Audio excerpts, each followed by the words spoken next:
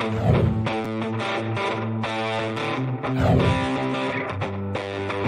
listening to the Cantina Cast, your home for thought-provoking Star Wars talk. Join Albert and Jonesy in breaking down the latest news, trailers, movies, and of course, your favorite characters from a galaxy far, far away.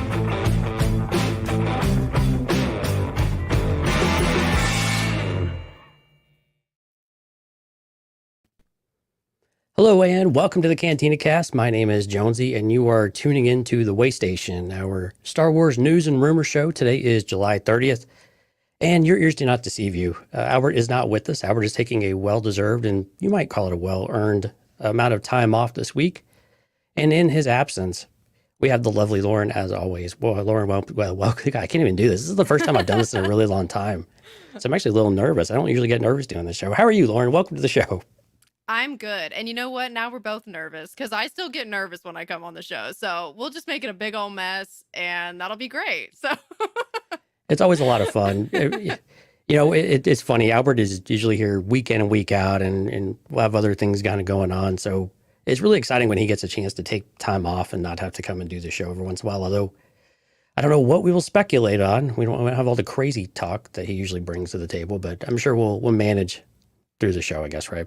I think I could probably pull out a few crazy comments. I'll see what I can do. It might not really live up to the reputation, but I can attempt. I like it.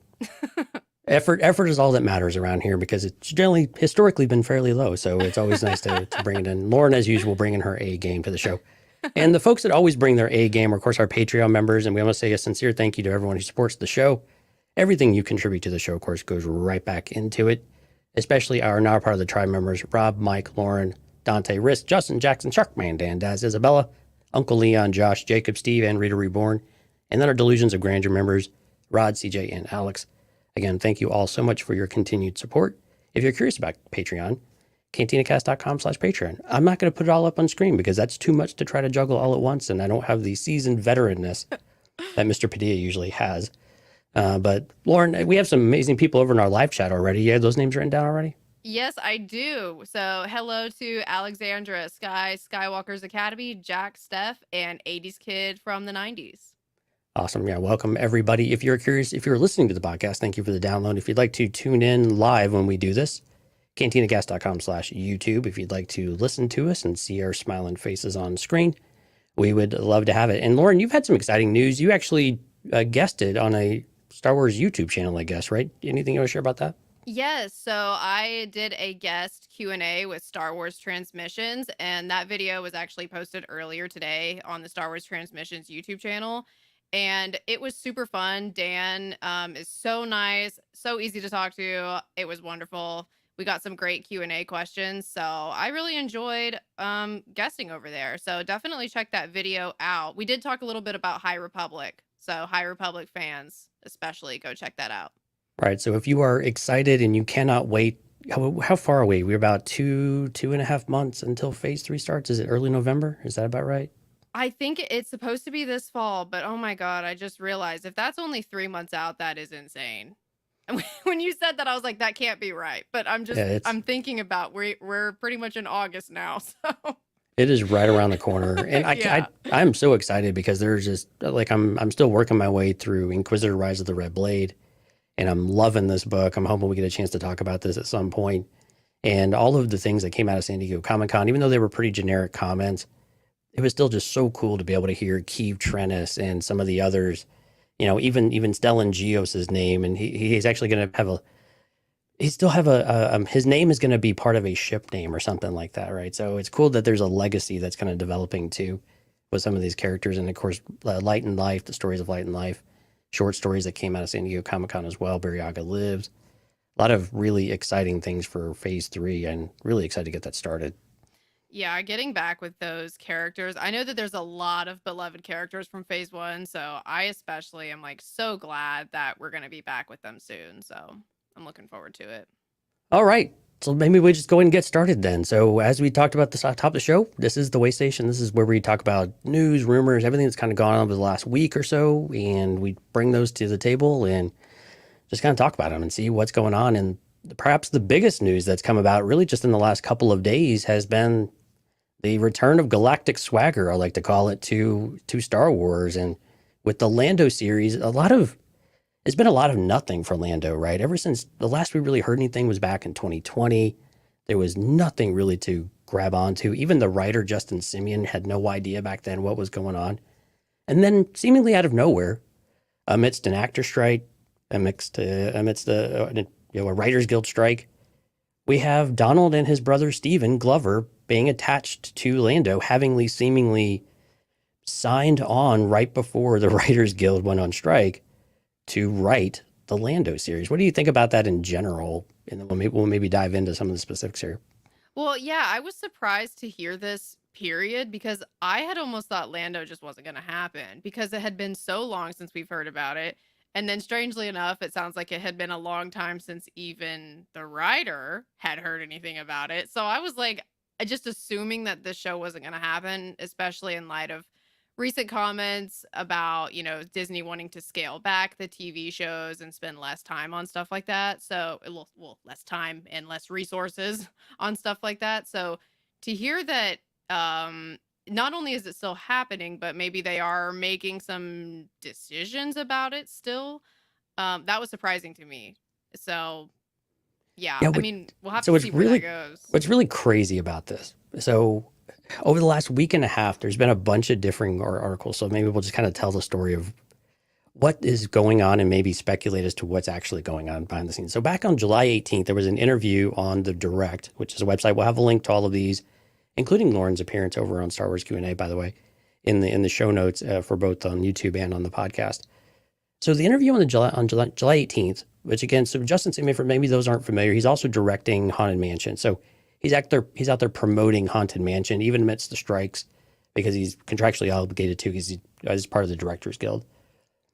He said that he had no idea what was going on with Lando and referenced that he and Lucasfilm, Kathleen Kennedy, whomever, have not had any kind of conversation since 2020 about the show. Really, since COVID got kicked off and everything went to hell, there was really nothing. And that's not necessarily surprising.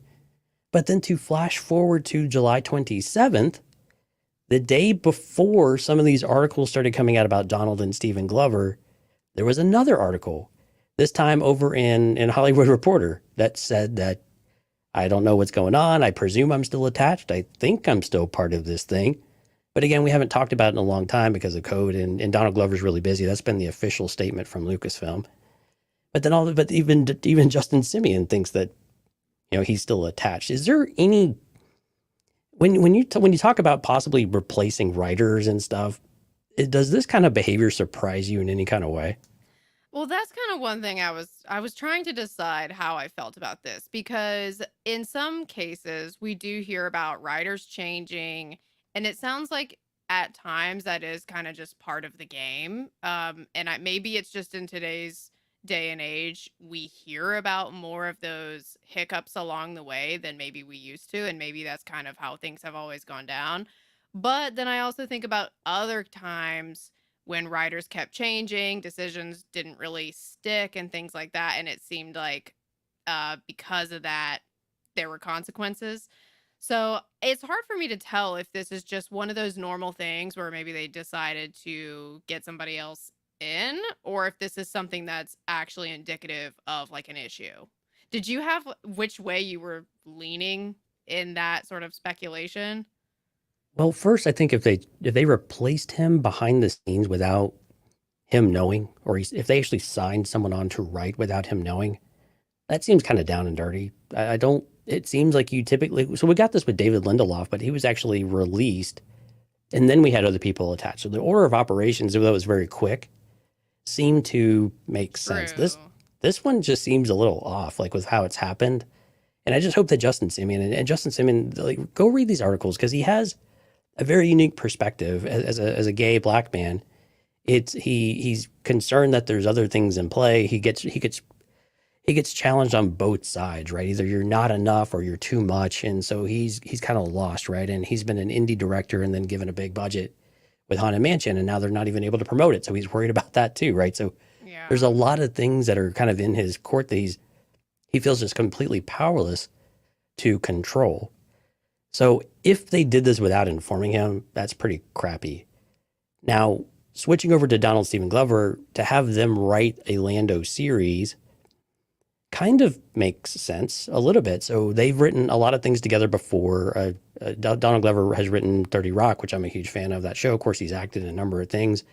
And his brother and him collaborate on a lot of activity. So go out to Wikipedia and just kind of search through all the filmography and discography and everything else. Childish Gambino, they've kind of done it all together, right? Yeah. I like when we get partnerships like that. Usually those partnerships usually do pretty well and they produce really great content. Look at the Spider-Man movies lately, and that's a partnership with Lord Miller, who we thought we were going to get and we didn't get. But does it make sense to get Donald Glover, who's going to be Lando, to actually go and write the script? Do you like that type of setup, or do you think that's a extra challenge that is too much to do, writing and directing and acting? Well, I do feel like Donald Glover has definitely proven himself with previous projects, like you were saying. In my opinion, I mean, he's shown himself to be a great writer. And in addition to that, other than the weird aspect of does Justin Simeon know about this? Is that shady or not? That part aside, just thinking about Donald Glover specifically, I do feel like in addition to him being a good writer, he also seems like he has a love for the character of Lando. And that's something that really came out in this article is the way that he's talking about what Lando means to him, how he enjoyed playing Lando and all of that. So the fact that he even says the words like I'm not just in this for a paycheck and like I don't want to go about things that way. Of Right. course anybody can say that, but I appreciate it when people do say that. Right. But so him making comments like that, it does make me trust him more with the material of the show and with this character. So I feel like Donald and Stephen Glover, I think they will do a great job of doing the show justice.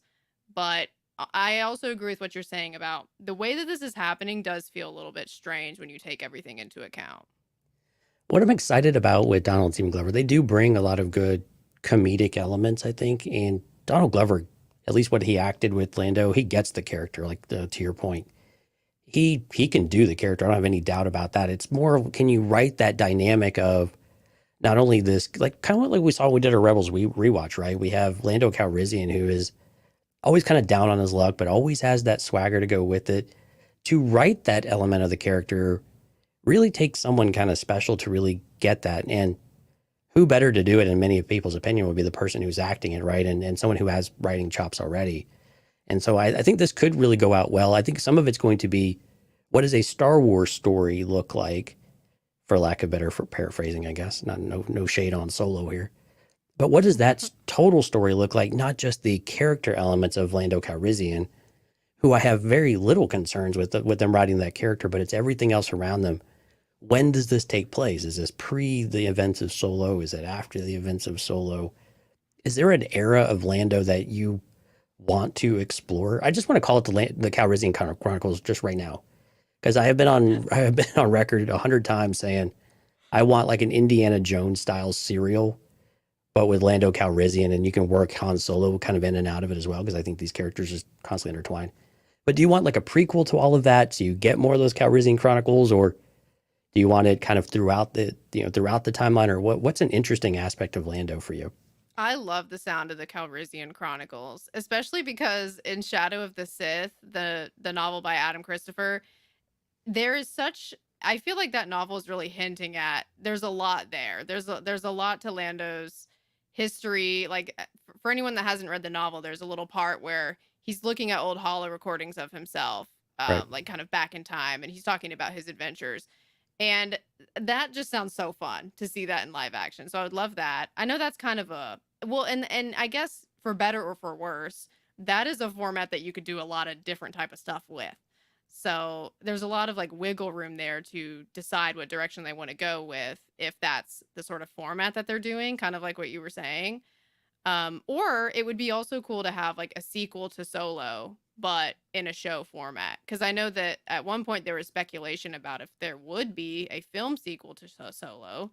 So if we did that as a TV show, I feel like that would work really well also. I really like the idea of it not being bound to a timeline and it really feeling. What I liked about Indiana Jones is that you had kind of a self-contained movie within each one, even though they fit a broader narrative about Indiana Jones.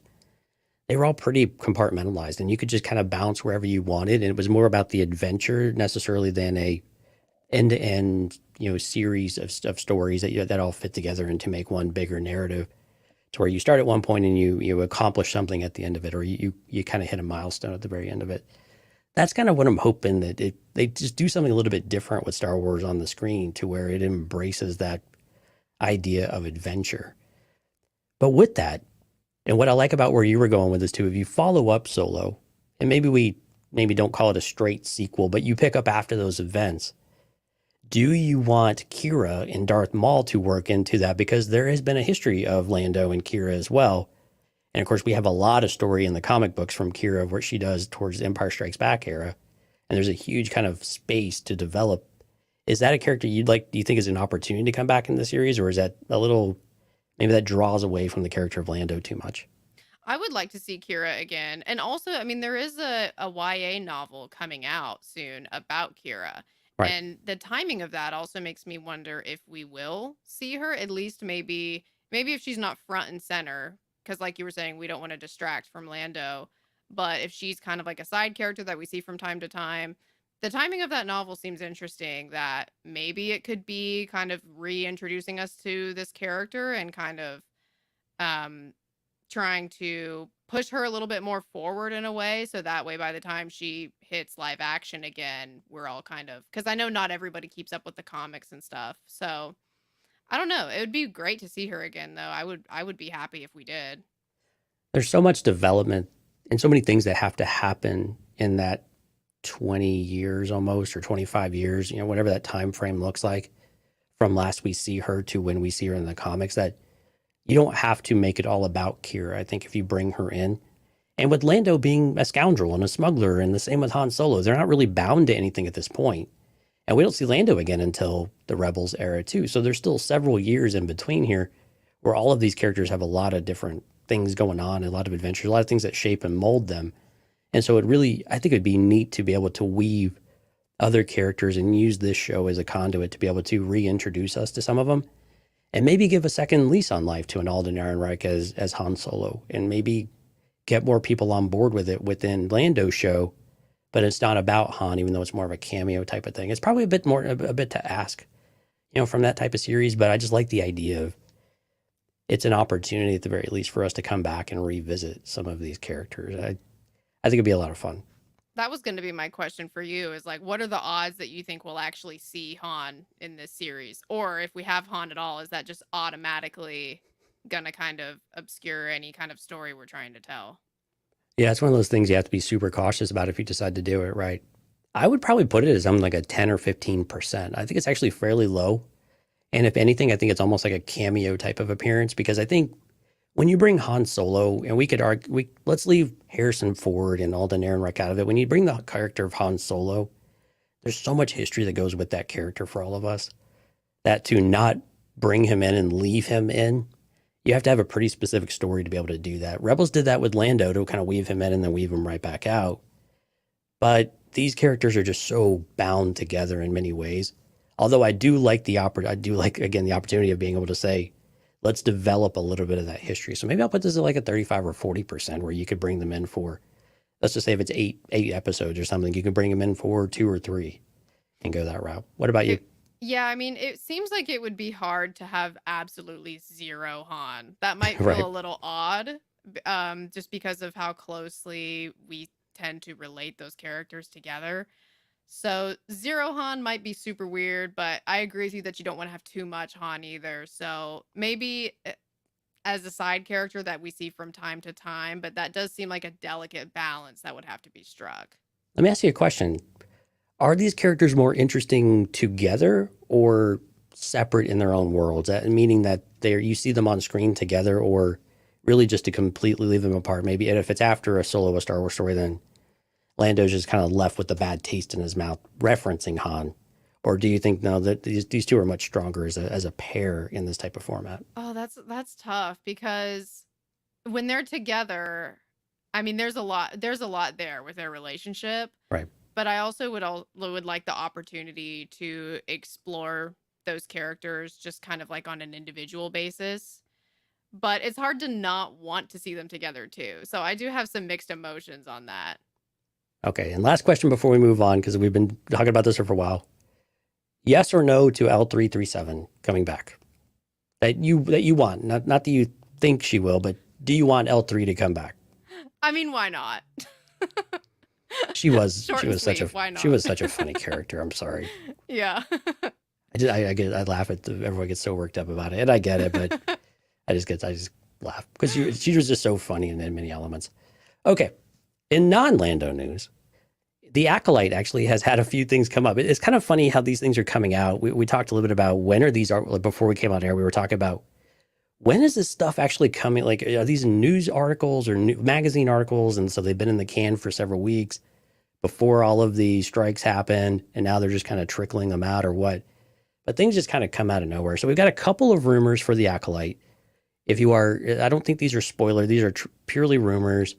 There's really not a lot to back these up. But the first one is supposedly Keanu Reeves has been cast as a cameo appearance in the Acolyte. What do you think about that? I would love it if that was the case, but I don't think it's true. That would be crazy. But I mean, Keanu is very beloved. I feel like everybody would, I think most people would be excited to see him, Right. but he's such a big name that it's kind of like, how plausible is that really? So I almost think this rumor is just coming out of people wanting him to have a cameo rather than him actually having one. It could definitely be a little bit of fan casting here because I think it would, the predominant theory for fans with Keanu Reeves is you bring him in as a Jedi. And I think if anything, it's almost like this Jude Law type of Jedi that people want Keanu Reeves to be, kind of ironically enough, where he's just kind of this darker character. But of course, everybody loves John Wick, or most people love John Wick. A lot of the things that Keanu Reeves has done have just found a place into our hearts, even though some of them have been pretty bad. But I mean, some of them are really good too, right? But you're right. He's just a character that is just, he kind of brings Jedi to a different place if he were to fill that role. And now some of this with the Acolyte might be tied that Carrie-Anne Moss is in it. And of course, they've done several Matrix films together. So that's a natural, if I've got one, I should bring the other one too. But this is something they could do harmlessly enough. And it would get people to bring in and come in and watch this show that maybe otherwise wouldn't. Maybe. I mean, it's possible. I'd like to think that a lot of John Wick fans probably enjoy Star Wars to some extent too. At least the people that I know typically like both. And that's not really to say that I'm all in. Everyone I know is a Star Wars fan because I have a lot that are definitely not. But it just seems like an interesting character that would bring a few extra viewers to the stage if they wanted to go that route. Especially if you do it for the low cost of nothing, that would be great too. True. I feel like it would probably encourage some people to try out the Acolyte that maybe wouldn't have otherwise. So that's a good point. Because I know that one thing that I've heard a lot of people say is that some of the Star Wars TV shows, for people that are just casual fans that have seen the films but haven't really done a lot of like other TV show watching or reading, some of them have had a hard time following the TV shows. And so having someone like Keanu come in would maybe encourage people to be like, oh, maybe I should check out this TV show. Yeah, and in the chat, that Junkman is saying, keep big names out of the Star Wars with a smiley face. And there's a lot of people that feel that way, right? I'm saying that some of these people are just too distracting for the series to where it's difficult to disassociate the characters that they've played previously with the actor that is playing something in Star Wars, and that is very distracting. And we've seen this in a bunch of plays. We saw it in The Mandalorian this last season with Jack Black and others in those roles. That's very I think true. let's look at other characters that have done this too. Ming-Na Wen is a really big actor, right? I mean, she's a historical actor for us in so many ways. I grew up with Ming-Na Wen's movies, either voice and animated or on screen. And that's a character that has done really, really well for us, I think, in some ways. So I think some of it is also be open to it. I think especially in the right role with the right character and the right amount of screen time. I think if you were to say, bring me a big name character and give them a major part in Star Wars, that one I might lean a little bit towards, like, I don't know how comfortable I am with that one, because I think that might be a bit distracting. Although on the other side of that, you could probably argue that, well, they would eventually become the character and you'd get on board with it and maybe you'd accept it, right? But what do Yeah. you think about big name actors, in Star Wars anyway? Is that a problem for you or is it just dependent? Well, I do like the idea of trying to have more up and coming actors play these big character roles. I love the idea of that, but it's kind of hard to completely avoid big name actors. And a specific example that I'm thinking of is like when the sequel trilogy came out, Adam Driver was not a huge name like it is now. Yeah, in Like some circles he was quite popular, but but I not mean, across the board, right? right, not for everybody. Like I remember like I was familiar with him from Girls, but like that was pretty much it for Right. me personally, and I know a lot of people had that same experience. And now he's like massive. So it's it's kind of hard to like avoid in some cases cuz you might get someone who's an up and coming actor and then they might become huge down the line and then I don't know, like it just seems like it's hard to keep that pure. So I'm kind of like whoever's the best person for the part I'm down with, and if it happens to be a big name then that's okay with me. Right. Now something else that's coming out of the Acolyte is that they're targeting a Q2 2024 release. And again, this is a rumor. Given the strikes that are going on right now, we know that the Acolyte may have finished shooting right before the strike. Maybe it didn't. It sounds like it might. I think it did. But does that sound realistic to you? So Q2 would be basically by the end of June of next year to be on our screens being able to enjoy. Does that seem reasonable at this point, given that they just wrapped shooting just a month or so ago? Yeah, if they just wrapped shooting, then no, I don't think that's realistic because there's just so much that has to go into it before it's actually able to. Like, I remember just an example of this is like, I remember when I was following, like, when is the Kenobi show going to actually come out? I feel like I was following that for years. That's And then, because you were, yeah. yeah, and then eventually it finally did come out, but it took forever. Right. So I feel like with Acolyte, no, that would be about a year from now. And if they just finished wrapping, then probably not, especially with the strike. I don't know. It's hard to say exactly how much the strike will affect Acolyte specifically if they just finished wrapping before this or finished shooting before the strike started. So it's hard to say like exactly how much I think it'll be pushed back, but I think it's got to at least be pushed back some because that just doesn't sound like much time at all. Yeah, and that's a good point. I think this is where it's a challenge. I think if there was no strikes involved at all, I think by the end of June next year would be possible. I think when you see movies and how long they take to get finished up, especially once they go into pure post production, I don't say they move quickly, but they do tend to move at pace, right? And so they have a target and they're able to hit it. I think the big question mark is the strike though, because I mean, again, we haven't. Presumably, they would still need to do reshoots, which would require writers and the actors, right? Usually, there's some level of that. There's some level of overdubbing. You have to go and re-record some lines that maybe got flubbed, or maybe they didn't get the right take, or maybe they want to change some of the wording, whatever it might be. Those things still typically happen. So, I think when I look at this data, I think it's possible, but I think the longer the strike goes on, it doesn't take very long before that date becomes highly questionable. And I think from a rumor perspective, it's so far out. It's like you said, it's about 11 months out. If you were to take a June date, I think some people are speculating more in May. Why we are so obsessed with May release dates in Star Wars for a TV show, I understand it, but I also don't get it because from a movie perspective, that makes sense because it's a holiday, like Memorial Day holiday. Those are the reasons why May, July, December all matter so much, right? Because people don't work. They get the day off. They can go to the movies. They want to spend time with family. They could do all that. For TV, is that as important? Like doing this over a holiday week? I think some of the shows that we've got have not adhered to these principles really at all in many cases. Maybe the premiere did, but it's still an 8-episode or a 6-episode series. Does that matter at that point? I wonder if they just do that because that's what people are used to. It's like Star Wars releases in May or Christmas. I don't know. Yeah. I mean, that seems like a strange reason to still do it, but I can't think of any other reason. Yeah, like I said, for movies, it makes sense because you can make a ton of money. We see, the big money you want to be out around holiday weekend. That I totally get that. But yeah, the TV series man, going into the summer is usually like a death knell for a show because people just don't consume as much content, right? So, Oh, true. Yeah, because yeah, people are doing stuff in the summer. In the right. wintertime, we're all just sitting at home in our jammies. That's right. Or if you're in Wisconsin, you're just drinking beer and shooting guns or something. I say that. So I say that to give some clarity. I have friends that's what they like to go do in Wisconsin from many, many, many years ago. Maybe it's changed. I don't know. But anyway, all the power to you if that's your thing. But still, I think it's realistic that they could do it. But I'm really concerned with how long the strike is going to go on because it's nasty. I mean, the strike is just not. It's not fun to read the comments or to hear the things, and it doesn't matter which side of the aisle you're on. The whole thing just feels horrible, and to know that it is going to have an impact on numerous slates of content. Here's the other part that you have to remember. I think when you think about sliding schedules, and we're going to move one show. It's not just one show you're moving. You're moving a whole bunch of movies and TVs and all this other content, right?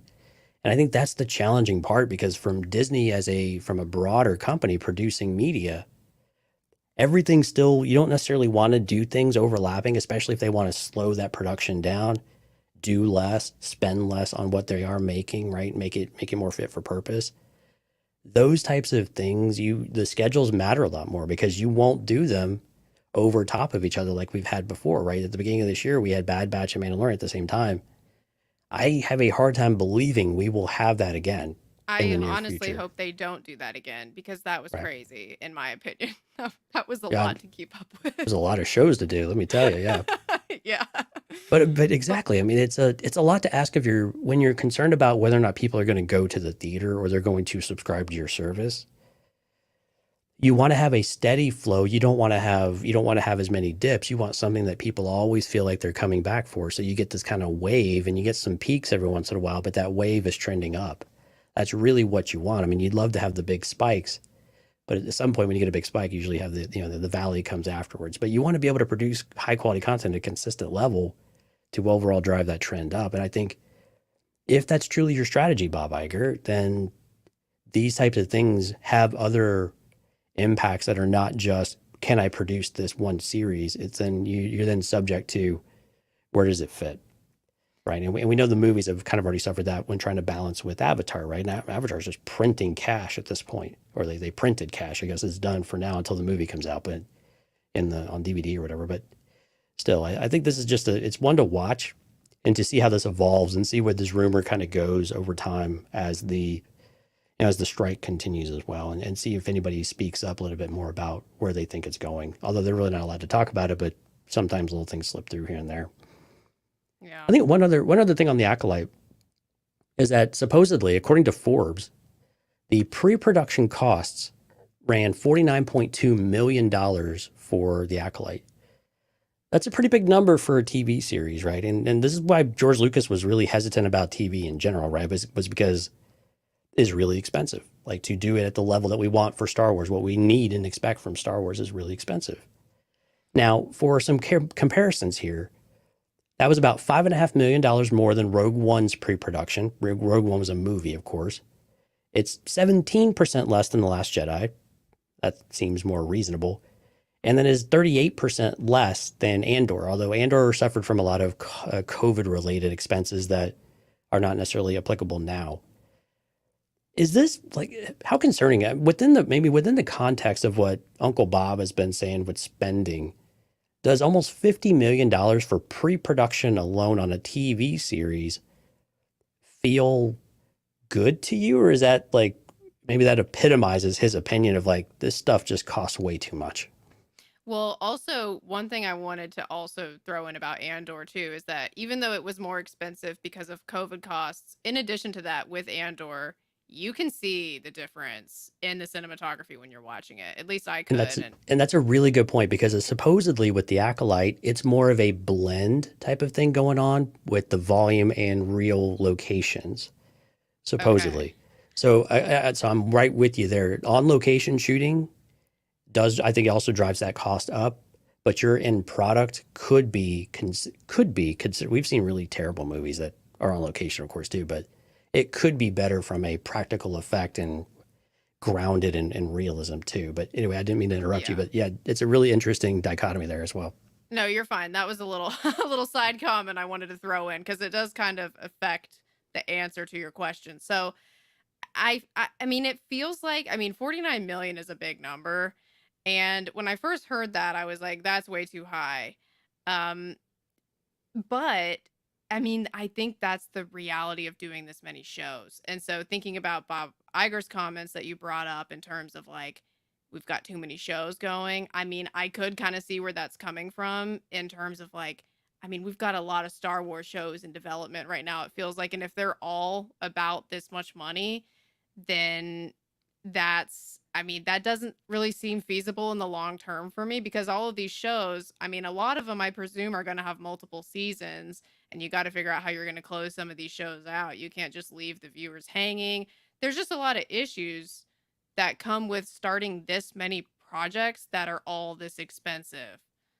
So yeah, that sounds like a lot of money to me. I mean, that's more money than my brain can even really comprehend, honestly. Well, and we're not even sure what does the rest of the show cost, right? So what does the rest of production cost? Is it just another 10 million? Then 60 million seems okay. I mean, we're producing presumably cinematic quality content for the small screen. So 60 million or even approaching 100 million, 100 million starts to kind of be that number, I think, for a lot of people.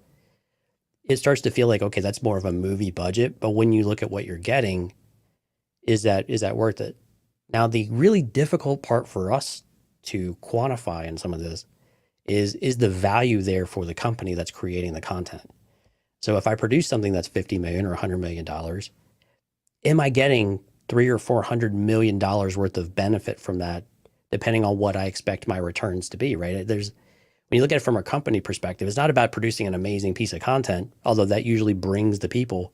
But we've seen really good content not get traction too before. It happens in the small, independent stuff all the time, right? You have movies that are critically acclaimed, but no one has ever seen them. This is why you have some of these websites of the best movies you've never heard of.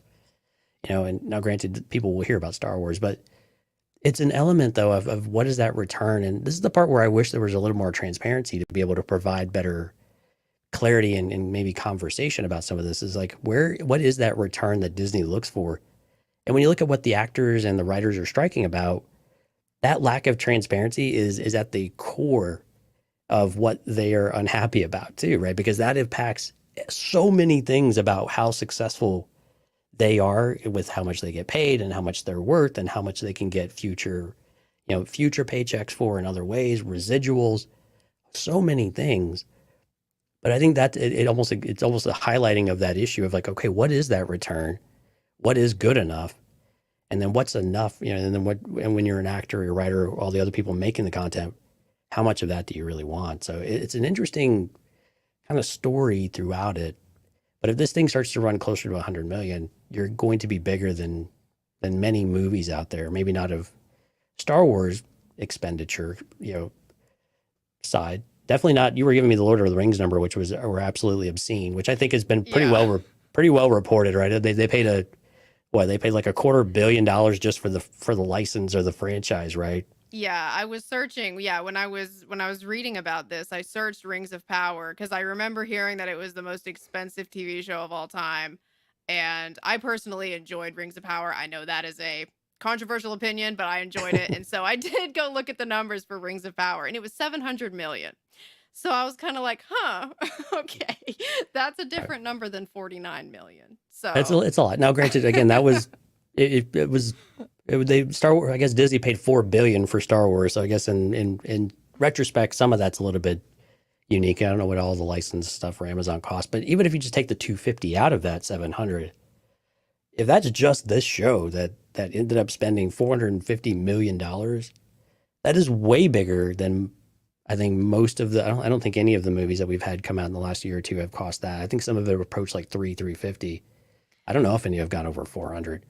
I know Avatar is really super expensive, but again, they just print the cash after they're done with it. So you just, gosh. James Cameron, do your thing, brother. You just do whatever you want, I guess. Yeah, that's a whole different ball game than what we're dealing with the Right. difficulties of Star Wars television. So, yeah, the lack of transparency that you're talking about is, I mean, feels deliberate because maybe they don't want people like knowing all those details, which I mean, that's the mess that we're in now. But yeah, it would be interesting to know like how much, like what's the actual return on these things? Because they're saying that it's not much, but then they keep making the shows. So it's hard to say like if that number is insane or not. Yeah, and you know that they've got, I mean, you just know that they have the stats behind the scenes. So what people are watching and when they watch it and the numbers and the peak, because it just makes sense. I mean, you want to know where, I mean, if you have a website, you track traffic and you drive, what did I do that really drove traffic one way? And if I got zero traffic or I got very little and I still release something, what was that? So I don't do that again, or I make a different decision, right? Have an informed decision later on. And I think that's part of it. I mean, you've got to, in my very idealistic way of thinking sometimes, there's got to be some sort of common ground where the both sides can say what they're comfortable with doing, right? And there's got to be a certain level of transparency that comes with television. And I think if you're a creator, you want to still have that certain element of direct contact with your audience. Tony Gilroy talks about this in some of the articles that he's been in, from right before the strike, that you don't know how well your content is doing. To not have that feedback center, except what you can get online from, let's just be honest, some sources are really strong, but it's really difficult to take what you read online, either whether it's good or bad, at face value. Even when you feel like it's a genuine article, it's really difficult because there's so many things that motivate people to write articles one way or the other.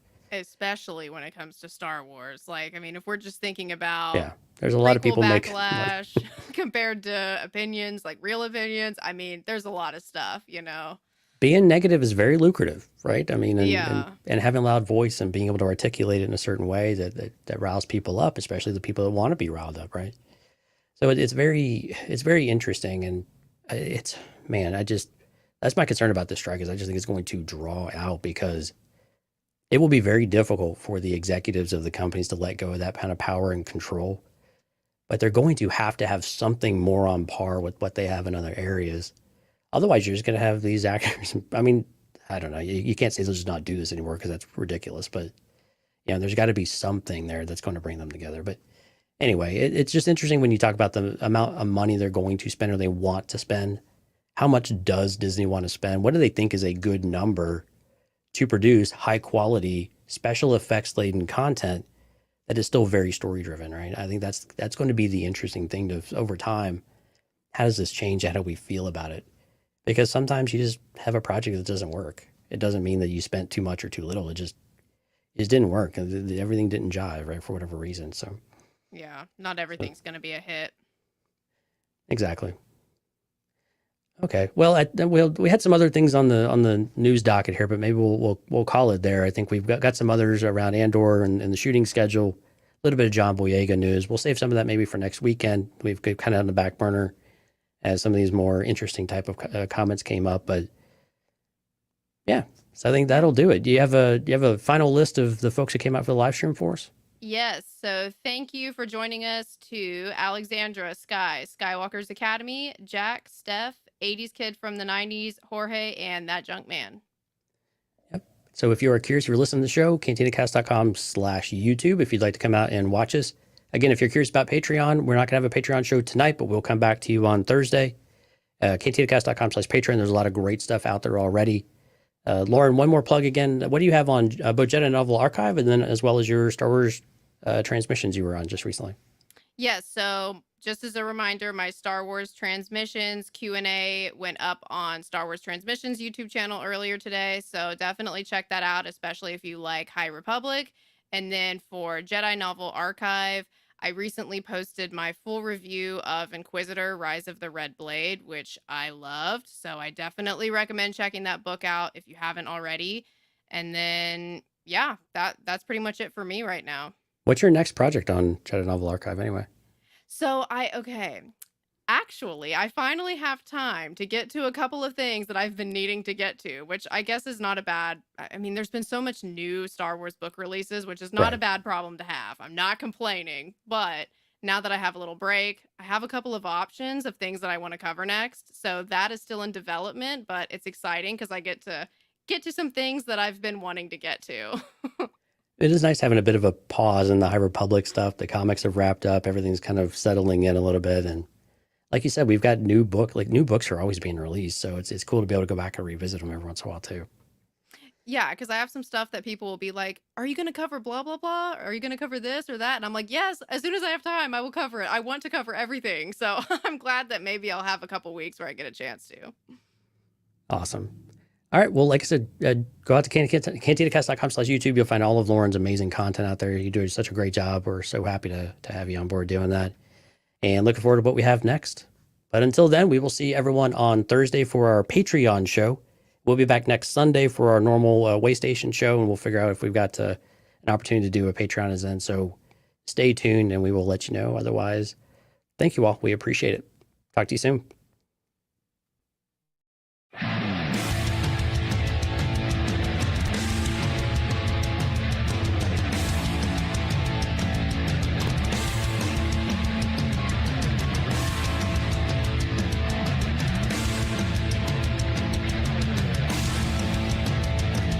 You're still listening? Wow, that's amazing. Well, I'm here to give you the disclaimer. Normally we do a big, long, drawn-out disclaimer thing saying what's what and who's what and all that other stuff, but I think you guys kind of know that Lucasfilm and Disney have no affiliation with us at all, and we have none with them. We talk about Star Wars, which is their property, and all that other good, fun stuff, but I think you can tell which is our stuff and which is their stuff. If you can't, well, then send a lawyer to send an email to me, and I'll be glad to chat with them. Other than that, you know what's what, so that's your disclaimer.